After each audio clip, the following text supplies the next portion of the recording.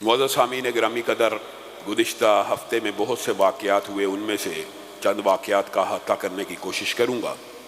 उनमें से एक मशहूर ज़माना वाक़या शाहरुह जुतई और शाहदेब के कत्ल का आपके सामने मौजूद है, और उसके अंदर सुप्रीम कोर्ट ने कातिल को आज़ाद कर दिया। कातिल की ये दलील भी मुनसिफ ने मान ली कि मकतूल खुद गिरा था खंजर की नोक पर। बाद साथी ये समझते हैं कि इस केस के अंदर दियत को अदा कर दिया गया था। दियत एक इस्लामी लॉ है। दियत को अदा कर देने के बाद उसका छूटना एक बदीही और यकीनी अमर है। मेरे भाइयों, याद रखिए, आज ही कुदरती बात है, आपके सामने मसलहत आमा और इनफरादी मसलहत की हल्की सी बात हुई है। जब भी मसलहत आमा और इनफरादी मसलहत आमने सामने आएंगी, किसको फौकियत दी जाएगी? मसलहत आमा को।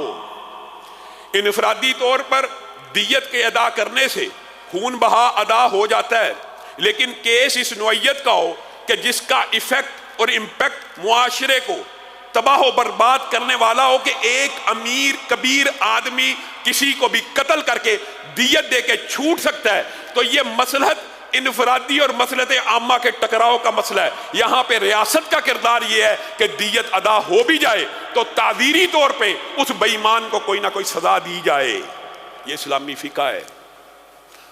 आपने इस्लामी फिका का एक बाब सुन लिया कि दियत के तहत और जुल्म बच्चे जन रहा है कूचाओ बाजार में। इंसाफ को भी साहिब औलाद होना चाहिए।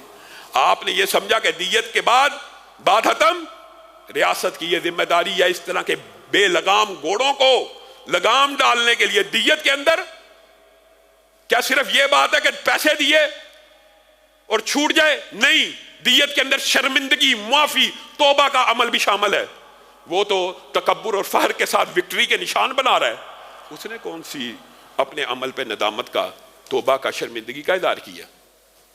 खामहा इस्लाम के बाद असूलों, और ये जो लिबरल और मोहब्बती माफिया दियत को पिछले 5-4 दिन से डिस्कस कर रहा है, ये ऐसे बेईमान है, ये कैपिटल पनिशमेंट के खुद हामी नहीं है, खुद कैपिटल पनिशमेंट के हामी नहीं है, लेकिन इल्जाम इस्लाम को देर से कि दियत की वजह से छूट गया। खुद कैपिटल पनिशमेंट के हामी नहीं है। दियत के अंदर रियासत को की यह जिम्मेदारी है कि इस तरह के मामला हो तो प्रोब किए जाएं। इनको 10 साल 15 साल, और रियासत चाहे तदीरन सजाए मौत भी दे सकती है। इनको सजा होनी चाहिए। मैं ये बात कहता हूं, अदलिया का एहतराम है, एहतराम है, एहतराम है, लेकिन खुद मैं लॉ का तालिब इल्म हूं, वकील हूं, अगरचे प्रैक्टिस नहीं करता, लेकिन पढ़ा हुआ, हर चीज जानते हैं। कानून अंधा होता है, मानते हैं, लेकिन जज अंधे नहीं होते। हकाइक को कभी नहीं ठुकराया जा सकता।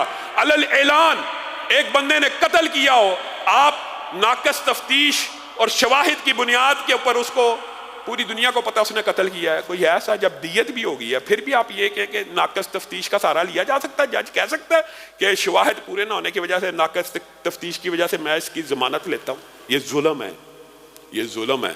ऐसे अनासर को जरूर लगाम देनी चाहिए। ये इस्लामी रियासत की जिम्मेदारी है, ताकि लोगों के अंदर मसलहत आमा, लोगों के अंदर तहफ़्फ़ुज़ का एहसास हो कि कोई अमीर आदमी अगर किसी गरीब को मारेगा उसको सजा मिल सकती है। ये एहसास इस तरह के केसों में दिलाना जरूरी है।